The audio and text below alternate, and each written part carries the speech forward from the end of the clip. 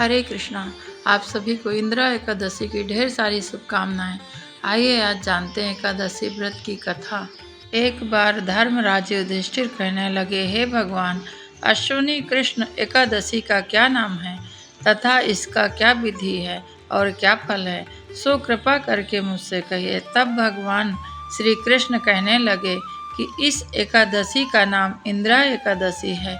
यह सभी पापों को नष्ट करने वाली एकादशी तथा पितरों को अधोगति से मुक्ति देने वाली है। हे राजन, ध्यान पूर्वक इसकी कथा सुनो। इसके सुनने मात्र से वाजपेयी यज्ञ का फल मिलता है। प्राचीन काल में सतयुग के समय में माहिष्मती नाम का एक नगरी थी। उसमें इंद्रसेन नाम का एक राजा बड़ा प्रतापी, धर्म पूर्वक अपने प्रजा का पालन करते हुए शासन करता था। वह राजा पुत्र पौत्र आदि धन आदि से युक्त था, विष्णु का परम भक्त था। एक दिन जब वह राजा सुख पूर्वक अपनी सभा में बैठा हुआ था, तभी वहां से आकाश मार्ग से नारद जी उतरकर उनकी सभा में आए और राजा उन्हें देखते ही हाथ जोड़कर खड़े होकर प्रणाम आदि करके विधि पूर्वक आसन दिया और बैठाया।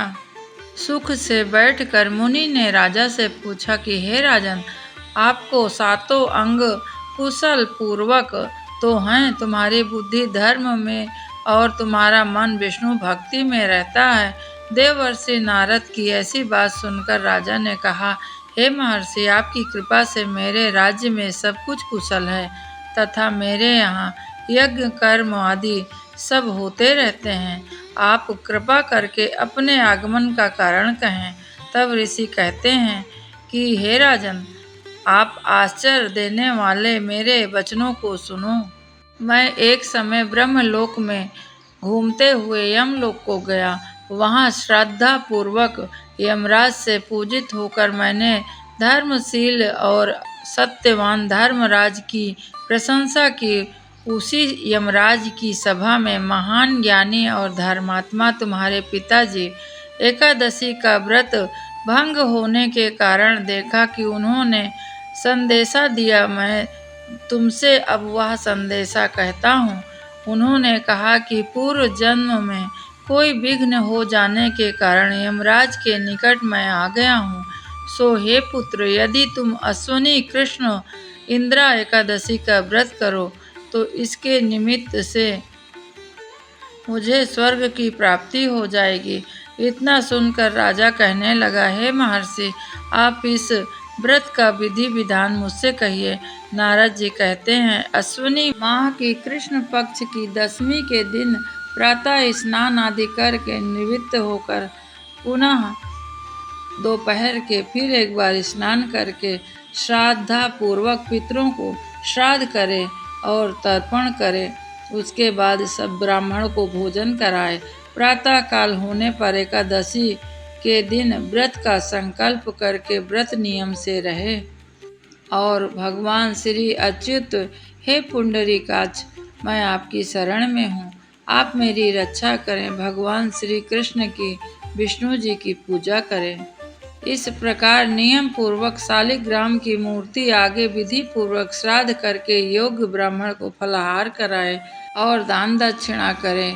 श्राद्ध से जो बच जाए उसे गौ को दे दे और गंध पुष्प नैवेद्य आदि से सब प्रकार से ऋषिकेश भगवान की पूजन करें। रात में जागरण करें। इसके पश्चात द्वादशी के दिन प्रातः काल होने पर भगवान का फिर से पूजन कर ब्राह्मणों को भोजन कराएं। बांधुओं के सहित आप मौन होकर भोजन करें। नारद कहने लगे कि हे राजन, इस विधि से यदि तुम आलस्य रहित होकर एकादशी व्रत करते हो तो तुम्हारे पिता अवश्य ही स्वर्ग लोक जाएंगे।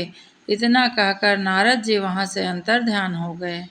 नारद जी की इस बात को सुनकर राजा द्वारा अपने बांधुओं दास दासियों सहित व्रत का रखने का संकल्प करके विधि पूर्वक व्रत किया। व्रत के प्रभाव से उसके पिताजी स्वर्ग गए तथा स्वयं व्रत के प्रभाव से उसका भी जीवन सुखमय बीता। अंत में अपने पुत्र को सिंहासन में बैठाकर वह भी स्वर्ग लोक को गया। हे युधिष्ठिर, इस व्रत को जो भी विधि पूर्वक श्रद्धा के साथ करता है वह इस लोक में सब सुख भोग कर अंत में वैकुंठ धाम जाता है, इसमें कोई संशय नहीं है। एकादशी के एक दिन पूर्व ही लहसुन प्याज का त्याग करना चाहिए, सात्विक भोजन करना चाहिए तथा शाम के समय हो सके तो चावल का त्याग करें। दूसरे दिन एकादशी का व्रत करके और तीसरे दिन जो द्वादशी आती है उसमें ब्राह्मण को एक सीधा अवश्य निकालें, गाय को चारा दें। अभी श्राद्ध का समय चल रहा है, अपने पितरों के नाम से जल तर्पण अवश्य करें, श्राद्ध अवश्य करें। पितृ प्रसन्न होते हैं और हमें धन पुत्र आदि बढ़ाने में सहयोग करते हैं। भगवान विष्णु सभी की लाज रखें, सभी को धन पुत्र आदि दें। आज के लिए बस इतना ही। एकादशी की ढेर सारी शुभकामनाएं आप सभी को। आज के लिए बस इतना ही। हरे कृष्णा।